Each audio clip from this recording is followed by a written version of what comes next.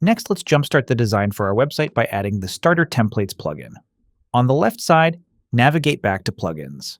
Then at the top, click Add Plugin. Then search for Starter Templates. And when you see this one, click Install Now. Then, when it appears, click the Activate button. You'll be immediately routed into the onboarding flow for Starter Templates. Depending on when you watch this video, you may see different things at the beginning of this onboarding flow. In my case, I see an AI website builder. Go up and click the top right dropdown, and then select Elementor.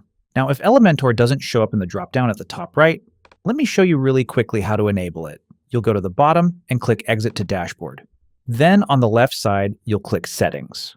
Scroll to the bottom to the Starter Templates section. Then for the option Disable Elementor, make sure it's unchecked. Then click Save Changes.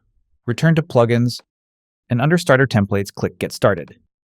Again, in the top right, select Elementor from the dropdown.